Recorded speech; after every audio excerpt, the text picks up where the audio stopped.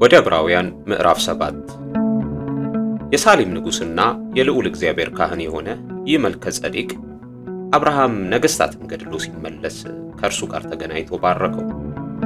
እርሱም ደግሞ አብርሃም ከሁሉ አስራትን አካፈለው። የስሙም ትርጓሜ በመጀመሪያ የጽድቅ ንጉስ ነው፣ ኋላ ደግሞ የሳሌም ንጉስ ማለት የሰላም ንጉስ ነው። አባትና እናት የትውልድም ቁጥር የሉትም፣ ለዘመኑም ጥንት ለሕይወቱም ፍጻሜ የለውም። ዳሩ ግን በእግዚአብሔር ልጅ ተመስሎ ለዘላለም ካህን ሆኖ ይኖራል። የአባቶች አለቃ አብርሃምም ከዘረፈው የሚሻለውን አስራት የሰጠው ይህ ሰው እንዴት ትልቅ እንደነበረ እስኪ ተመልከቱ። ከሌዊ ልጆችም ክህነትን የሚቀበሉት ከሕዝቡ ማለትም ከወንድሞቻቸው እነርሱ ምንም ከአብርሃም ወገብ ቢወጡም ከእነርሱ አስራትን በሕግ እንዲያስወጡ ትእዛዝ አላቸው። ትውልዱ ከእነርሱ የማይቆጠረው ግን ከአብርሃም አስራትን አውጥቷል። የተስፋ ቃል የነበረውንም ባርኳል። ትንሹ በታላቁ እንዲባረክ ክርክር የሌለበት ነገር ነው። በዚህስ የሚሞቱ ሰዎች አስራትን ያስወጣሉ፣ በዚያ ግን የሚያስወጣ በሕይወት እንዲኖር የተመሰከረለት እርሱ ነው። ይህንን ለማለት ሲፈቅድ አስራትን የሚያስወጣ ሌዊ እንኳን በአብርሃም እጅ አስራትን ሰጥቷል። መልከጼዴቅ በተገናኘው ጊዜ ገና በአባቱ ወገብ ነበርና።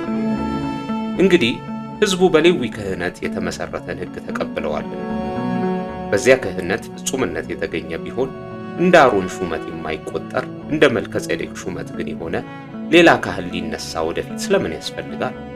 ክህነቱ ሲለወጥ ሕጉ ደግሞ ሊለወጥ የግድ ነው። ይህ ነገር የተነገረለት እርሱ በሌላ ወገን ተካፍሏልና ከዚያም መሠዊያውን ያገለገለ ማንም የለም። ጌታችን ከይሁዳ ነገድ እንደወጣ የተገለጠ ነው። ስለዚህም ነገድ ሙሴ ምንም እንኳ ስለ ክህነት አልተናገረም። በማያልፍ ሕይወት ኃይል እንጂ በሥጋ ትእዛዝ ሕግ ሳይሆን ሌላ ካህን በመልከጼዴቅ ምሳሌ ቢነሳ ይህ እጅግ አብልጦ የሚገለጥ ነው። አንተ እንደ መልከጼዴቅ ሹመት ለዘላለም ካህን ብሎ ይመሰክራልና ሕጉ ምንም ፍጹም አላደረገምና። ስለዚህ የምትደክም የማትጠቅም ስለሆነች የቀደመች ትእዛዝ ትሻራለች። ወደ እግዚአብሔር የምንቀርብበት የሚሻል ተስፋ ገብቷል። እነርሱም ያለ መሐላ ካህናት ሆነዋልና እርሱ ግን ጌታ አንተ እንደ መልከጼዴቅ ሹመት ለዘላለም ካህን ብሎ ማለ አይጸጸትም ብሎ በተናገረለት ከመሐላ ጋር ካህን ሆኗልና ያለ መሐላ ካህን እንዳልሆነ መጠን እንዲሁ ኢየሱስ ለሚሻል ኪዳን ዋስ ሆኗል። እነርሱም እንዳይኖሩ ሞት ስለከለከላቸው ካህናት የሆኑ ብዙ ናቸው። እርሱ ግን ለዘላለም የሚኖር ስለሆነ የማይለወጥ ክህነት አለው።